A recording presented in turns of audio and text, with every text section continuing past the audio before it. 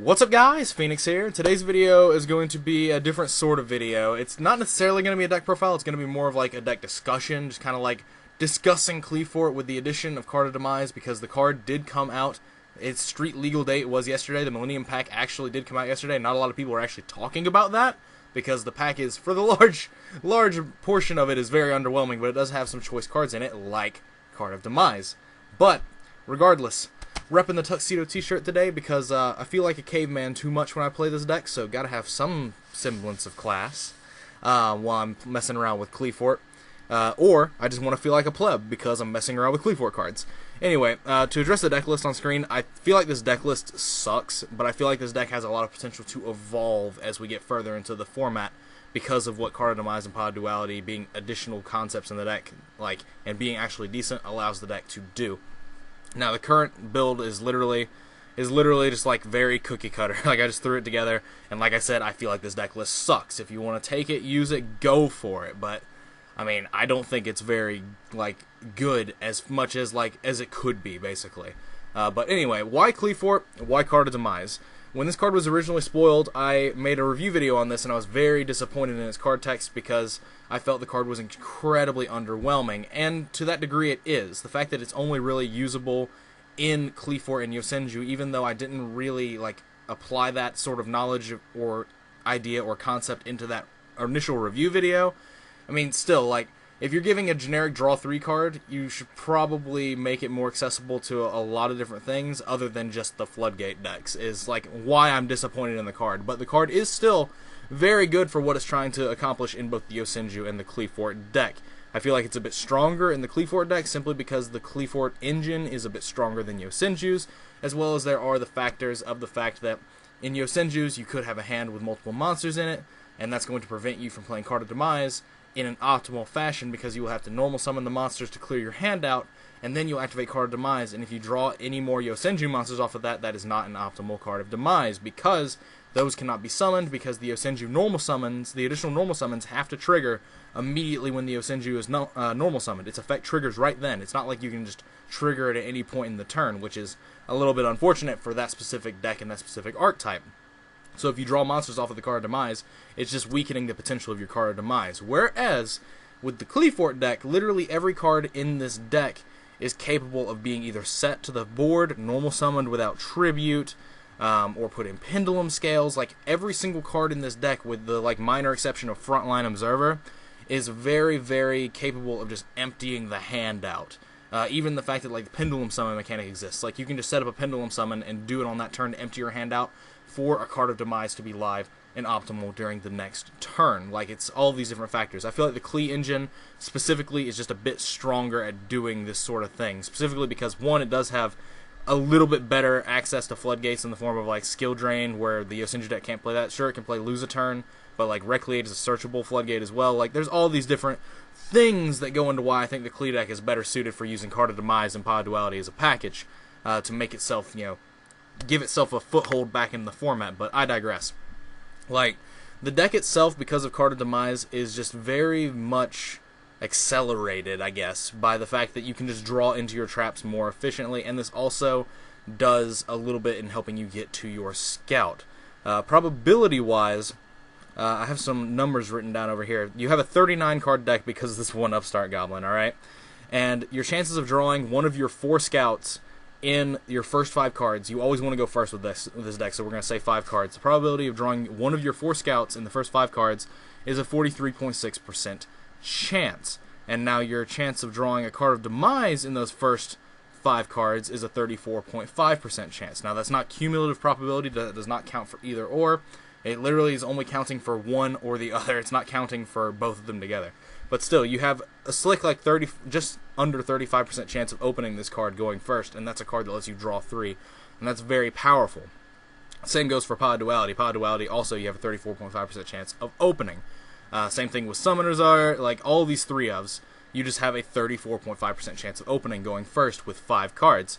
However, the fact that you have little bit under 50% chance of opening Scout, what was that number again, 43.6% chance, is a little bit of a problem. That means you should, in theory, be losing like approximately 50% of your games. Obviously, we have outliers like Frontline Observer and Sacrifice, but we're not counting those because those are like less optimal ways of getting to your scout because they either require a full turn basically. But if you look at it from the standpoint of if you opened a hand that is scoutless and you drew a Card of Demise, remember you had a 34.5% chance of drawing just Card of Demise with no scout. Then, off of that Card of Demise, if you're able to unload your hand, if you're able to set everything in your hand, put it in Pendulum Scales, normal summon it, whatever, and then you play that Card of Demise for 3, and you have drawn none of your scouts, you have a 32.3% chance of getting a scout in those next 3 cards that you draw off Card of Demise. So, like, just the fact of you drawing Card of Demise almost gives you the exact same probability of just adding that to your scout. So, like, it's not exactly how it works, but essentially it's like you have like up to a 70% chance of potentially drawing your one of scout or a way to it in the form of your Summoner's Arts. And like that's actually really good in terms of consistency boost. But let's not even factor into the matter like Card of Demise just does that same sort of thing for all your floodgates and all your additional cards like Solemns and stuff like that. Now I don't think the strikes and warnings are actually like the best cards for this deck. Simply because you pay a lot of life, and that's been a problem that actually came up in a lot of the videos that I filmed. In fact, I think every single one of them that I filmed, I was like paying myself down to where I was too low to scout with a Solemn Strike, and then I was basically just having to top deck my way into like floodgates and stuff to win the game. But that's still like an option. But these could easily probably just come out for other differing traps.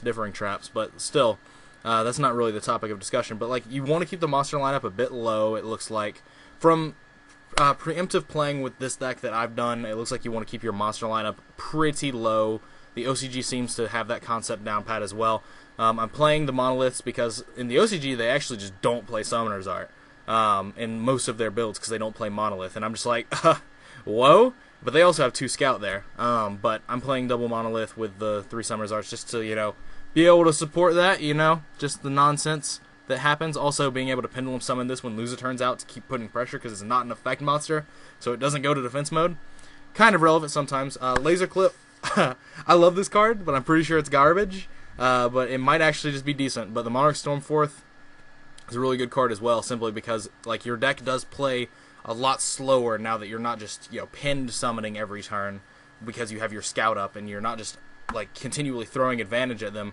Like it's basically you play Protect the Castle, essentially, in the terms of you're summoning 1 or 2 monsters a turn based off if you have Laser Clip or not. And I feel like Laser Clip could be an actual potential factor for this deck moving forward to evolve into more concepts because of the fact that, again, Laser Clip allows you to more efficiently unload your hand when you are attempting to set up Card of Demises. Like if you open with like a scout and if you open with scout 2 monsters and Card of Demise and you're trying to draw traps because you already have the scout, you can literally just scout for Laser Clip, normal summon, you've normal summoned both of them, and then you can set whatever the rest of the cards in your hand are and set up for Card of Demise.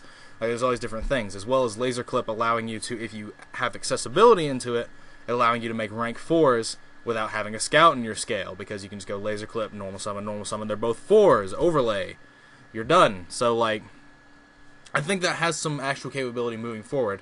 But I don't know what the actual purpose of like how this deck needs to evolve into the coming format is going to be, essentially, because of the fact that we're very much in a fresh format. Even though we have an idea of what the best decks are going to be, they are constantly changing and evolving. Like BA is evolving into a trapless kaiju deck, with Fire King Island coming out in Shining Victories, which is another video I'm going to be talking about, which actually might go up today as well. So there might actually be like 5 videos that go up today. That's a lot. But that's a lot.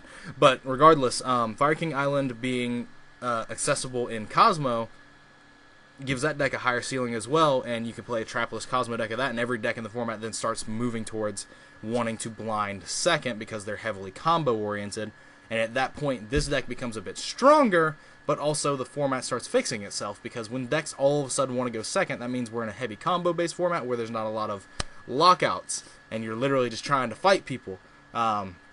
Like, those are the formats I enjoy, where everyone's trying to blind second, because it means that there's nothing in the format that's so broken and so unfair that you have to go first for. Like, I would have loved to have been going second with Pepe this entire format, or Draco Pals this entire last format, but you just couldn't.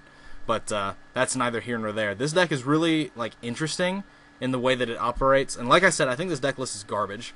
I don't think that this deck is nearly optimal for what it needs to be, but this is just the first. Like solution I came to very quickly, in fact. But I do really like Laser Clip, and I think that's something that can be adapted further. Maybe more Monarch cards can be adapted, like maybe potentially like Pantheism, like have because I know Tenacity is accessible in here, so you can play Tenacity, you can play Triple Tenacity, because all of these can be revealed for Tenacity because they all have Monarch stats, and then you could probably play Pantheism for an additional draw card, and then Pantheism itself, you wouldn't mind if it got discarded off Card of Demise as well, because it would replace itself next turn with either a Tenacity or a Monarch Stormforth. That might be an option there. Who knows? I think this deck has a lot of potential to evolve into the coming format, and I think Card of Demise is going to do this deck some really good nonsense. It's going to allow the deck to actually play very, very effectively, whereas it's been kind of fragile in the past. And like the fact that it also just lost Wavering Eyes is huge. Like if the deck still had Wavering Eyes and it got Card of Demise, like that would be really insane, because then you'd be able to load your extra deck up with the Wavering Eyes, get to your Scout, and then Card of Demise as well, and then you'd set yourself up for like huge Pendulum summons on the next turn. But like, that's not the way that the game works anymore, because Wavering's banned for us. So there is that. You can't run a Chicken Game engine with Laser Clip either. There's a lot of different things that though this deck could do to evolve, and that's honestly I just kind of wanted to ramble and talk about this for a bit, just because people did want to see the deck list, so it's here. But I mean, these are all discussion points that are somewhat relevant, and if you guys have any like suggestions for this deck or anything like you think is good for this deck, leave in the comments down below. Or if you just have an entire deck list, send it to my Facebook fan page. There's a link in the description to that. Definitely do so. I'd be more than happy to take a look at it, even though I don't really like the Qliphort deck in terms of a player perspective. I just like the concept of information. I will play something I hate just so I can understand how it works, so that I can then not be in the dark. There's a difference between hating something and being ignorant. If you're ignorant of something, it means that even if you hate it, if you're just not going to learn how it works, then you're just being ignorant. If you learn how it works and you still don't like it, then you know how to beat it, but you still hate it. And that's kind of the boat that I lie in. But anyway, that's pretty much all for this sort of rambling-ish video with light discussion on how this deck could like just potentially go forward. I don't think there's anything of actual substance in this video, thinking back on what I've said, but who knows. I say some smart shit occasionally. But anyway, as always, guys, thanks for watching. Like, comment, subscribe. As always, links are in the description to my Facebook links and Twitch links. If you want to check those out, definitely feel free to do so. If you want to support me, clicking ads on my videos and disabling your ad blocker when watching, it's more than sufficient. Can't express how much it helps, and can't express how much it would be appreciated by myself. I could probably get myself a new t-shirt that's not like retarded, because it's a Tuxedo t-shirt, and this isn't like 2003 anymore. So anyway, that's all for this video. As always, guys, take care.